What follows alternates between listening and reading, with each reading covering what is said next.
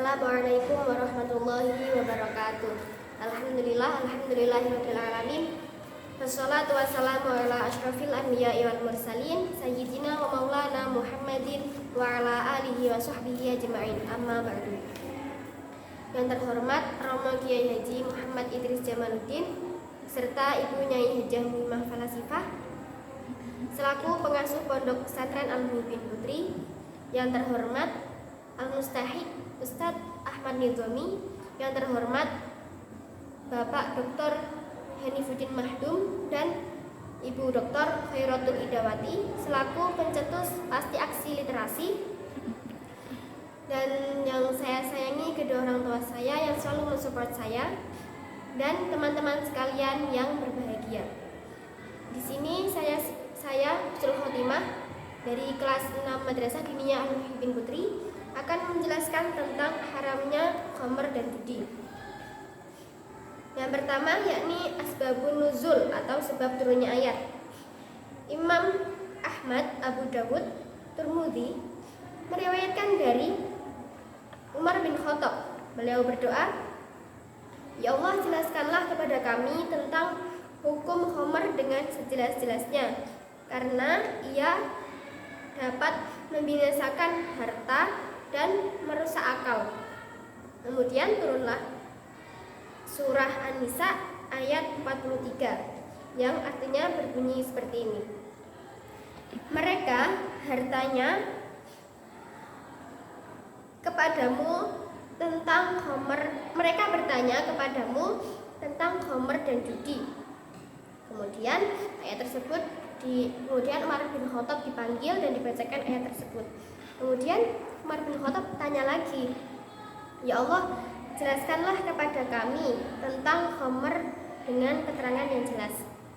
Nah, kemudian turunlah ayat surah Al-Maidah ayat 91 yang artinya, apakah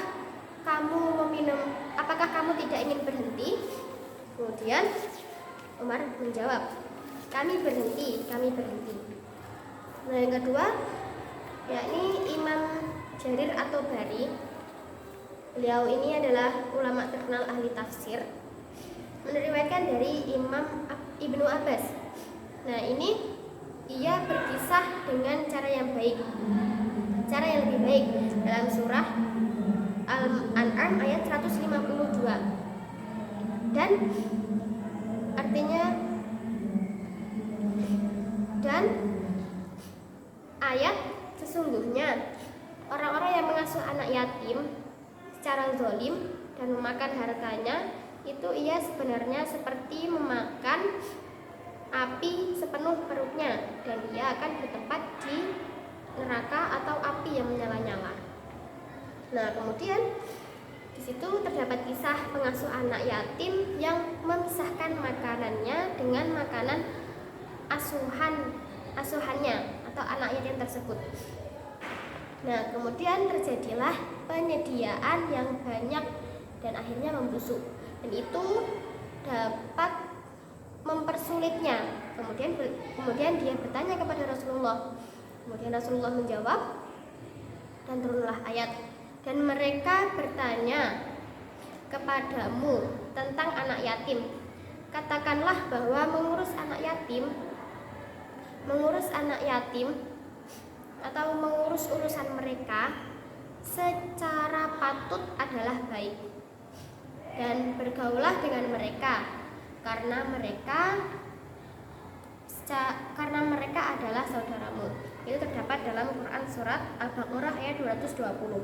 Nah, kemudian mereka mencampurkan hartanya. Nah, selanjutnya di sini saya akan menjelaskan tentang kandungan hukumnya. Yang pertama, apakah ayat ini sebagai dasar diharamkannya khamr? Sebagian ulama berpendapat bahwa ayat Al-Baqarah ayat 219 ini menjelaskan atau terdapat dalam surat itu ya, Al-A'raf ayat 33 yang berbunyi begini. Innama harrama rabbil fawahisha ma zahara minha wa ma batona wal isma. Nah, pendapat ini ayat yang mengharamkan khamr. Pendapat ini juga dipilih oleh Abu Ya'la. Nah, kemudian sebagian ulama atau mayoritas ulama berpendapat bahwa ayat ini bukanlah ayat yang mengharamkan khamr, namun ini adalah ayat yang mencela keberadaan khamr. Nah, karena pada saat turunnya ayat itu, para sahabat tetap meminum khamr. Nah, maka para sahabat mengambil kesimpulan bahwa pada saat turunnya ayat tersebut itu bukan diharamkannya khamr, namun hanya mencela keberadaannya. Nah, di situ sedangkan ayat ini telah dimansuh telah dimansuh oleh sebuah ayat dalam surah Al-Maidah. Demikian menurut pendapat Mujahid, Qatadah dan Muqatil. Kemudian Al-Qurtubi juga mengatakan ayat yang mengharamkan khamr itu bukanlah ayat tersebut, namun surat terdapat dalam surat Al-Maidah ayat 91. Nah, yang kedua, kandungan hukum yang kedua yakni apa yang dimaksud dengan khamr dan apakah setiap yang memabukkan disebut dengan khamr. Nah, di sini Abu Hanifah berpendapat bahwa khamr itu adalah minuman yang memabukkan yang terbuat dari perasan anggur saja. Nah, ini berarti melainkan sesuatu yang minuman yang memabukkan terbuat dari kurma atau gandum. Nah, ini menurut Abu Hanifah tidak disebut dengan khamr, tetapi itu nabid. Kemudian mayoritas ulama juga mengatakan demikian. Mayoritas ulama tersebut yakni Imam Maliki, Imam Syafi'i dan Imam Ahmad itu juga berpendapat dengan demikian. Nah, mengatakan bahwa itu juga memabukkan. Khamr itu memabukkan. Kemudian yang ketiga yakni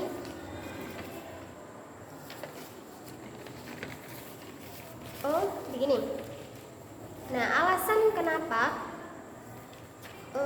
ulama tersebut kok mengatakan bahwa khamr itu memabukkan, tapi nabid tidak.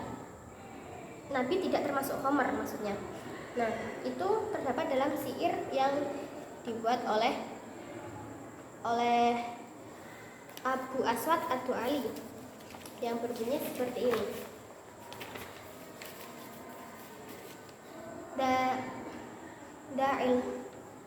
Da'il khamra tashrabuhal awata fa'innani ra'aitu akhaha makna mughanniyan bimakaniha fa'ilam takun au yakunha fa'innahu akhuha ghadathu ummuhu bilabaniha.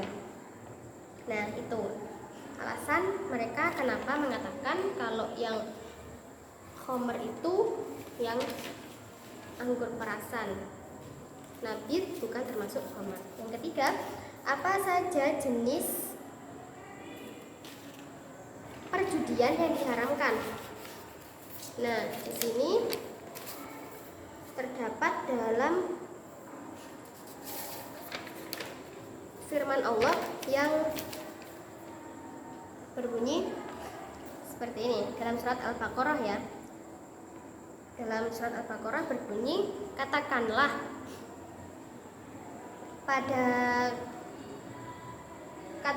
pada keduanya itu terdapat dosa yang besar.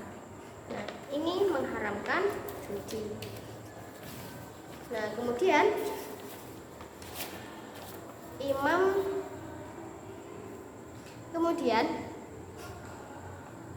maka setiap permainan yang menjadikan satu pihak bisa menang dan pihak lain kalah adalah termasuk judi yang diharamkan. Apapun sarana yang digunakan seperti catur, terus dadu dan lain-lain. Terus disebutkan di zaman kita ini disebut juga dengan nama lotre atau adu nasib, baik yang bertujuan untuk kebaikan seperti dana sosial atau yang semata-mata demi mencari keuntungan. Nah, semuanya termasuk keuntungan yang tidak baik, dan bahwa sesungguhnya Allah itu zat yang bagus, Ia tidak menerima melainkan yang bagus. Makanya kita Kasyaf menyatakan termasuk perjudian segala permainan seperti dadu, catur dan sebagainya. Kemudian Rasulullah bersabda dalam yang telah menjadi ijma atas haramnya, yakni malaiba bin nardi faqad asallaha wa rasulahu. Barang siapa bermain dadu maka benar-benar telah durhaka kepada Allah dan Rasulnya. Imam Asy-Syafi'i memperbolehkan permainan catur dengan syarat disebutkan oleh Al-Fakhr Ar-Razi, yaitu ia menyatakan apabila permainan catur tanpa pertaruhan, tanpa disertai bualan yang melampaui batas dan tidak sampai melalaikan sholat, maka tidak haram. Maaf. Nah, seperti itu. Nah, selanjutnya tanpa disertai pertaruhan ya, dan tanpa disertai maka tidak haram dan tidak termasuk maisir atau judi. Karena judi ditandai adanya pembayaran uang atau pengambilan uang sebagai hakikat. Permainan catur tidak demikian, maka ia tidak termasuk judi. Nah, kemudian makna global dari ayat tersebut. Para sahabat bertanya, apakah hukum khamar itu? Nah, khamar itu haram meskipun terdapat suatu manfaat, tapi itu juga terdapat suatu bahaya yang lebih banyak. Nah, seperti dapat menghilangkan jiwa,